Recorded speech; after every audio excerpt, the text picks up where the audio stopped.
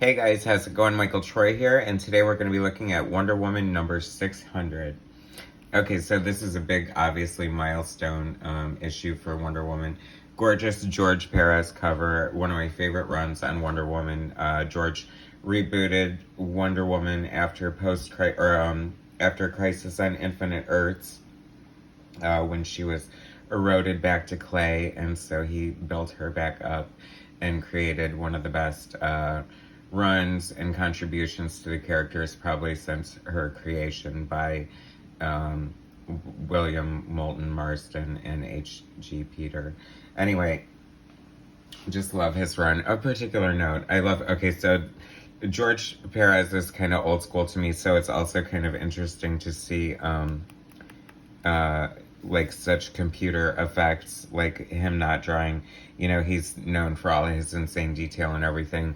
And I just used to love the way that he drew clouds and, you know, space, black with stars, skies, and things like that. And so it's kind of funny because now you don't need to draw that stuff anymore because it can be rendered with computer color. And I'm pretty old school, so I don't know. It looks good though, I have to say. I love what they did with the lasso, making it the 600. It's inventive. George always pulls fun stuff like that out. Introduction by my Lynda Carter, my introduction to Wonder Woman, with the reason I love Wonder Woman. The Wonder Woman I fell in love with as a very, very small child. And never looked back. So this will always be my Wonder Woman. She's my number one. Perez's version is my number two. And we'll get to my number three. Here's my number three right there, Adam Hughes. I love Adam Hughes' Wonder Woman. This is very interesting. So she's at the circus holding up this elephant. And if you know better, which I do, these little kids are basically the cast of Friends as children. There's Monica and Chandler, Joey, Phoebe, Ross, and Rachel. With her Rachel hair, of course. But fun little trivia there for you in case you didn't know. And so this is several artists and writers. This opening story is by George Perez. Like, I even needed to tell you that. Look at that insane detail. This is why we love George Perez. This is why he's like in my top 3 favorite comic book artists. And this is just such a great page. He totally knows how to choreograph like a team shot and put this many characters on a page and not have it be confusing and not have it be distracting. I've been looking at a lot of Image comic books, and some of the art is so dicey on the early 90s or mid 90s, whatever art, that it's kind of funny to contrast it and see what art's supposed to look like. Anyway, enough of that. But I love seeing all the characters too that aren't, because Perez was kind of away from mainstream comics at this point, so it was like fun to see him do a story and include all like that version of Tara and the black hair Tara. Remember her? Yeah. That was kind of weird. I don't even remember what she was all about.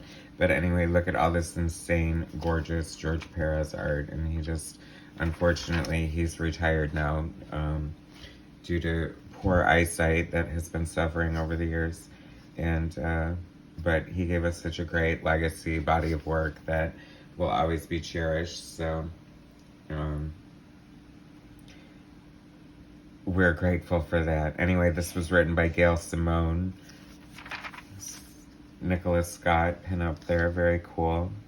Ivan Rice, I like Ivan Rice's work. He feels like a newer artist, but he's really been around forever if you've been following his career. I think he did he do Lady Death? Probably. Anyway, Amanda Connor, writer and artist. She has a very cartoonish style.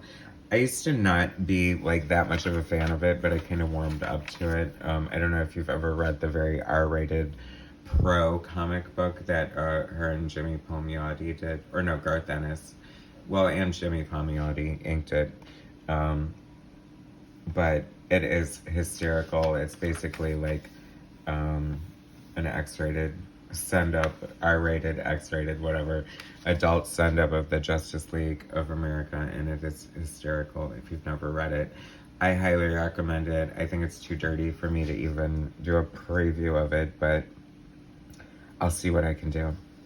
This is cool. I love pinups that show the superhero actually using their power instead of just standing there doing some gratuitous pose. So that's cool. I like to see different artists interpret her sort of bullets and bracelets action.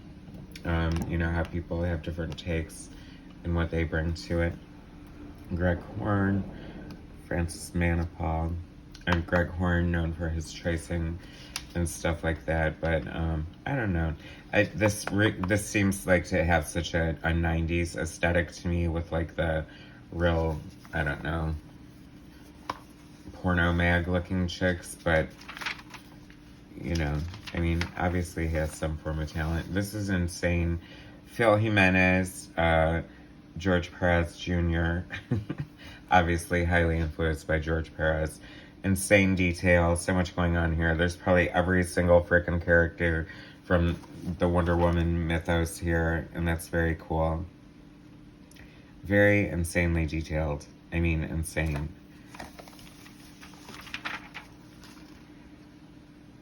Edward Paniska, I've never even heard of him, and he's drawing like the 600th issue of Wonder Woman. Yet I have not drawn one issue of Wonder Woman. I mean, where's the justice in the world? Oh, that's kind of an interesting take by Jock. You know, the artist Jock. I think he's did the covers for like 100 Bullets or something like that. Or no, that was Dave Johnson. But Jock is a cool artist, and that's a very interesting take. It looks sort of like a Sims version of Wonder Woman or something. I'm not sure quite how I feel about that, but it is cool looking. Shane Davis, and who is this? You shall not be named. Did not sign your artwork. That's a rule, guys. Always sign your artwork. You never know where it's going to show up, and chances are someone might even rub it out of your picture. So if you want credit, if you want people to know who did it, you slaved over your art, sign it. It's the least you can do. I mean, don't be ridiculous. I mean, I've seen so many artists, like, especially in it, always smacks of like these amateur artists that you see all over Instagram and stuff who like really can't draw that well, but they sort of can, but then they put like this humongous signature in the middle of the whole page, and I'm just rambling when I need to be turning pages. Don Kramer, I don't know, this is like, I guess it's like the 52 Wonder Woman, so this doesn't mean a lot to me. Or Pants Wonder Woman, like I wasn't a fan of that. Yeah, this look, ugh, like, yuck, right? Like, I don't know. Maybe it's not so bad. Is it so bad? It's so bad. What do you think? Do you guys like this costume? I mean, it looks kind of cool, but it looks so regular, you know what I mean? It's like we all know what makes Wonder Woman special. This is so great and so classic. I mean, I don't know. I'm sort of okay with the skirt type thing, but whatever. This is just classic. This is Wonder Woman to me. Thanks so much for watching. Please subscribe to my channel, hit like, share my content, and I'll bring you some more later. Thanks, guys.